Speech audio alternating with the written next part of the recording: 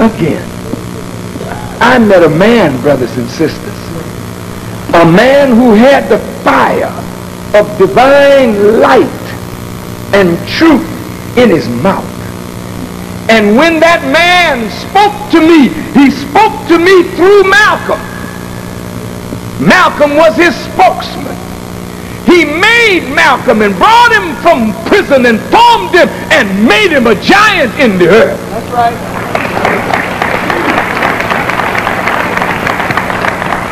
But that word found me. Since light is the essence of my being and yours, when the light touched the light of me, it was light upon light. And I became resurrected mentally from the grave of ignorance of a world that is considered dead. And I submitted to God. And when you look at us, Muslims, look at their faces, you see light in their skin. That ain't grease. That ain't baby oil. That's light. Look at their faces. Look at their faces. It's light. Look at my face. It's light in me. Why? Because the light in truth has captured the light in me, and now it's light upon light, and the same light is in you, but you must be touched by the light of truth, which you have already been touched today, but now it's up to you to accept it and then live according to it. And I'm telling you, when I accepted that light and allowed it to discipline my life, I broke down as a Negro. I broke down as a colored boy. I was broken down as a singer of song and dance. But while he was breaking me down, he was building me up according to the Holy Spirit contained in the Word. And so I threw away my reefer, which I used to smoke. I threw away my gambling, my cigarette. I stopped drinking. I stopped chasing women. I stopped eating the wrong kinds of foods. I used to love pork chops. I used to love hog head cheese. But after the light touched me, I left Piggly Wiggly alone. And I would advise you from this day forward, leave that nasty hog alone. It is an ugly thing, and it is an unclean thing. And this is the house of God. You must put the best in your house. Don't be going out. Sorry about this, McDonald's, Wendy's, and Burger King. Don't be putting all that garbage in this holy house. Get the best that the earth produces and put it in the best that the earth produced. And you'll find yourself looking better, thinking better. You looking at a man squeezing 60. I'm getting close enough to hug 60. Check me out. Oh man, look at this. Now if you look in my face, just look at me. I ain't had no facelift. Some of you saying, I knew he was the devil. You wouldn't say, I knew he met God. But look, just look. He's young. Yet he's older, not old.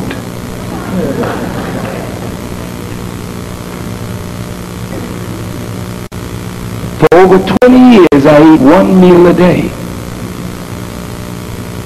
Many on this rostrum are eating once every other day. Because you don't have to eat as much as you eat. Well, I'm a doctor, and I know you should eat 3 meals a day. Yeah, doc, and you die just as fast as your patients. Because you don't know nothing about real medicine. I know. You're a good doctor. Now don't think that I'm not respectful of your medicine. Because if I get sick, I sure come see you. But I just want you to know, doctor, you really haven't come into the science of real medicine yet. You got a long way to go. And that's not putting you down. That's telling you you got a long, long way to go. Because you're not preserving life with drugs. You don't preserve life with pills. You preserve life by knowing how to feed life from the same source that built life up in its natural state and not in a synthetic state. But we'll get to that at another time.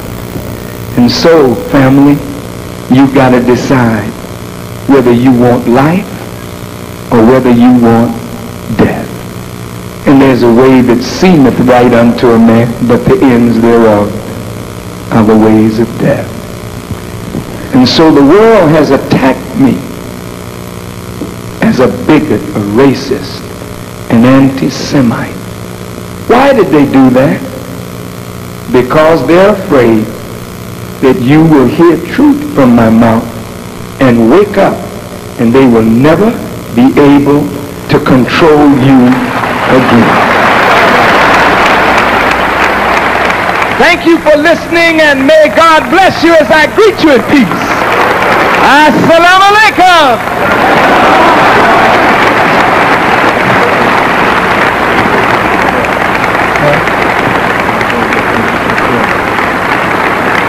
Brothers and sisters, before you leave, let's have prayer together. We're going to go right now. Let's have prayer together. Tomorrow's a holiday. I guess every day is no Labor Day for us, right? Let's have prayer together.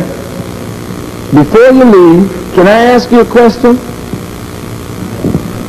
Those of you who listened to what we said tonight, how many of you believe that what you heard tonight, that it is the truth and is good for us as a people? Would you raise your hands? Brother shouted out, I know it's true. For those of you who believe it's true, I'd like to ask this. How many of you, regardless of your persuasion, if you can see Brother Farrakhan is not a hater, a bigot, an anti-Semite, but is somebody that really wants to see us as a people get up and humanity get up.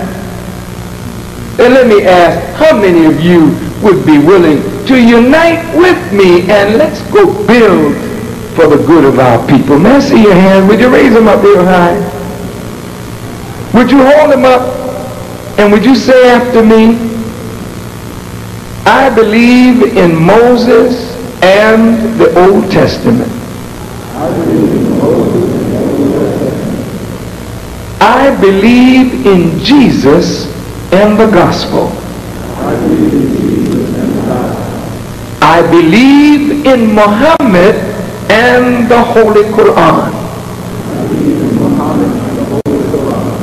I bear witness that there is but one God, whose proper name is Allah. And I bear witness that Muhammad is his messenger.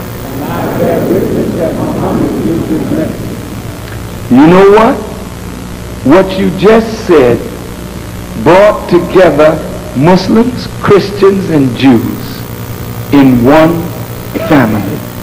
Because when you believe in Moses and the Torah, Jesus and the gospel, Muhammad and the Quran, you believe in the unity of all the family of faith.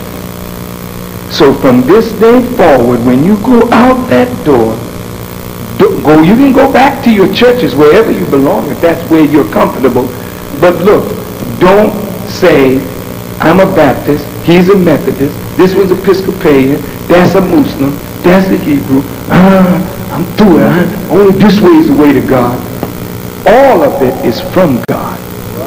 And all of it is designed to take you to God. The thing you must remember is not denomination or name of faith will save us. It is submission to the will of God. All right? Are we together?